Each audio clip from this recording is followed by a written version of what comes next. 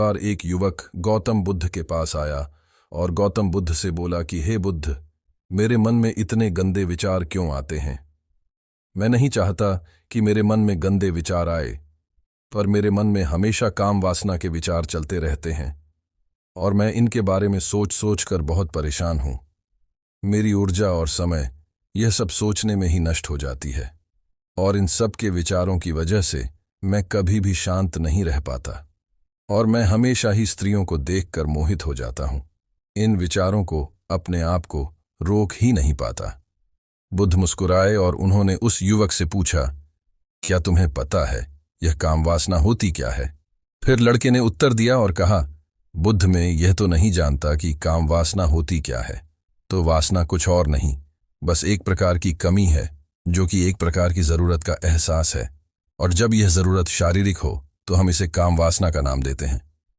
युवक ने गौतम बुद्ध को कहा कि बुद्ध, मुझे काम वासना का मतलब तो समझ में आ गया, पर आप मुझे ये बताइए कि ये आती कहां से है और कैसे आती है।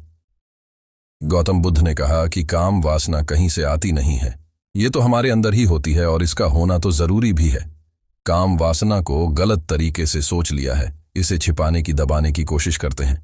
काम वासना गलत नहीं है, बल्कि काम वासना का गलत तरीके से प्रयोग करना गलत बात है।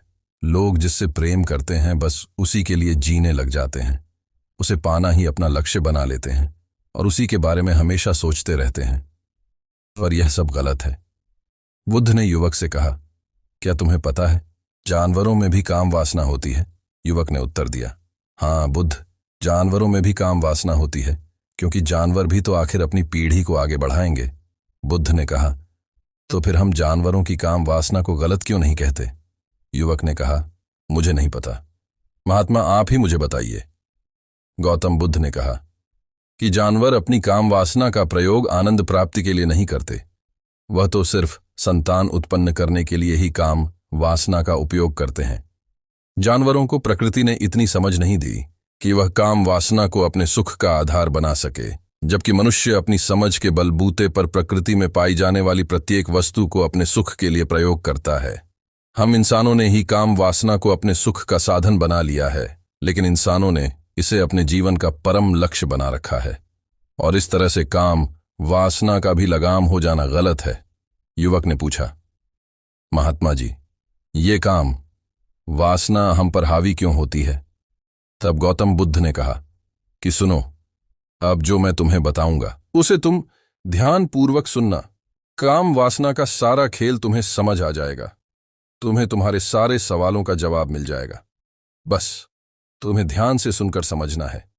एक बार की बात है, एक आश्रम में गुरु और उनके शिष्य रहा करते थे, जो रोजाना आश्रम के बाहर स्थित गांव में भिक्षा लेने के लिए जाते थे।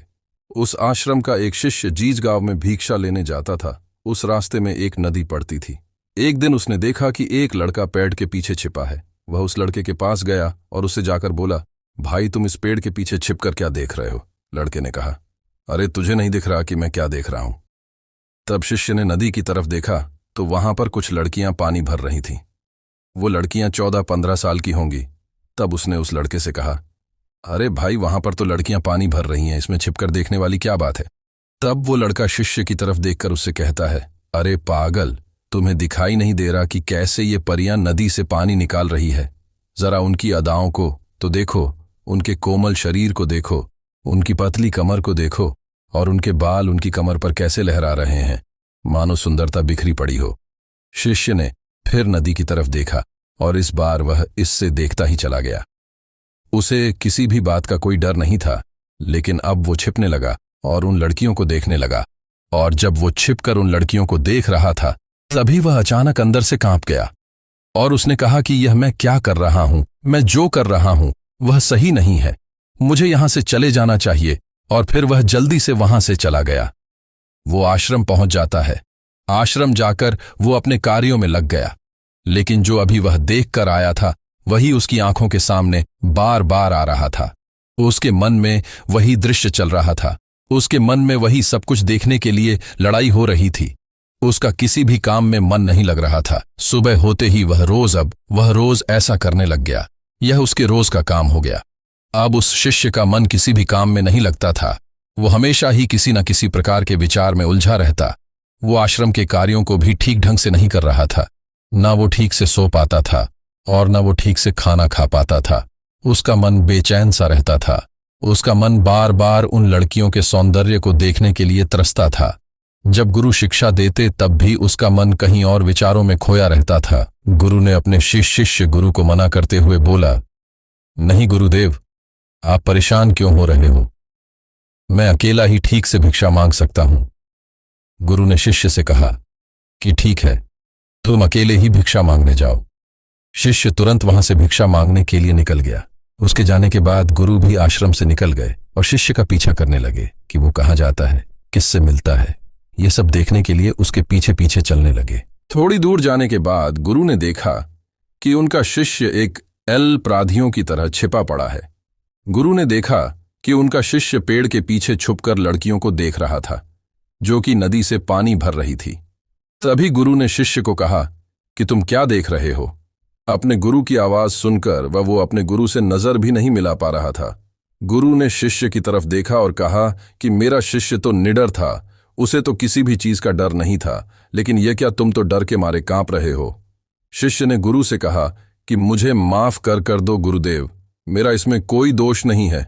उस लड़के ने मुझे बहका दिया था, लेकिन आपसे मैं वादा करता हूं कि आज के बाद मैं ऐसा कभी दोबारा नहीं करूंगा। मुझे माफ कर दो गुरुदेव। गुरु ने शिष्य से कहा कि आश्रम के कार्यों पर ध्यान देने लगे। उसने उस रास्ते को छोड़ दिया और दूसरे रास्ते से जाने लगा। वो अपने काम को ध्यान से करता, लेकिन धीरे धीरे उसके अंदर क्रोध उत्पन्न हो गया और फिर वो दूसरों पर क्रोध करने लगा और बेचैन रहने लग गया। अब वो सही समय पर भोजन भी नहीं करता था, वो भोजन भी बहुत कम खाता था। एक रात गुरु शिष्य के पास आए और उसे बोले कि अब तक तुमने कितनी बार अपना वादा तोड़ दिया। ये सुनकर शिष्य अपने गुरु के चरणों में गिर गया और रोने लगा।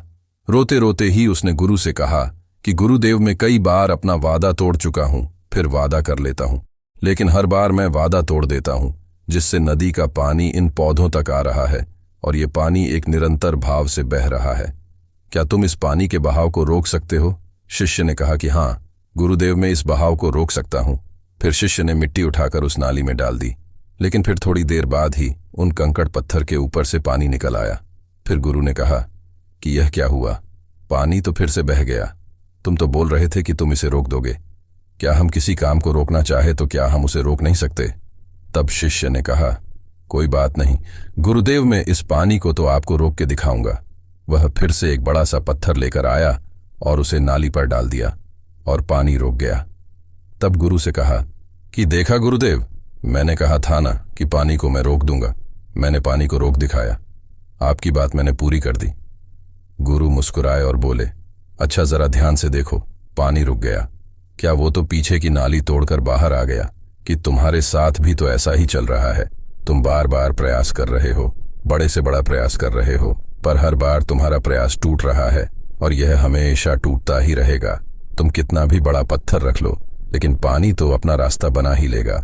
यह सब देखकर गुरु से कहा कि हे गुरुदेव, क्या कोई तरीका नहीं है जिससे मैं गंदे विचारों से बाहर निकल सकूं और ये मेरे मन में आए ही नहीं? गुरु शिष्य को एक नदी के पास ले गए जहां से उस बगीचे में पानी आ रहा था। गुरु ने शिष्य से कहा, वो पानी इसी नदी से जा रहा है। अगर हम यहीं से उस रास्ते को बंद कर दें जहां से पानी बगीचे में जा रहा है, अब क्या हम पानी को रोक नहीं सकते? शिष्य ने कहा कि हाँ गुरुदेव, अवश्य ऐसा हो सकता है। मैं इस पानी को यहीं से बंद कर देता हूं, तब आगे की नाली में पानी जाएगा ही नहीं और फिर बगीचे में पानी जाएगा ही नहीं। फिर से नदी से जाने वाले रास्ते को बहुत मेहनत करके के पत्थर और मिट्टी डाल डालकर बंद कर दिया और गुरु से कहा कि गुरुदेव, मैंने पानी को बंद कर दिया है, अब यह पानी बगीचे में जाएगा ही नहीं। तब गुरु ने कहा कि अगर पानी बगीचे में नहीं जाएगा तो पेड़ पौधों को पानी कहाँ से मिलेगा? उन पेड़ पौधों को तो पानी की आवश्यकता है और उन पेड़ पौधों में कुछ पेड़ पौधे तो ऐसे हैं जिनको रोज पानी की आवश्यकता है, वह तो मुरझाकर मर ही जाएंगे। उनका क्या होगा? पानी तो हमें खोलना ही होगा।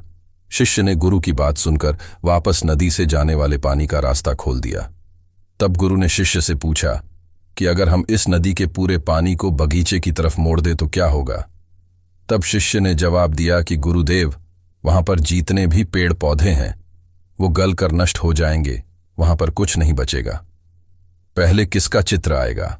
शिष्य ने कहा कि गुरुदेव, मेरे मन में तो पहला चित्र आम का ही आएगा।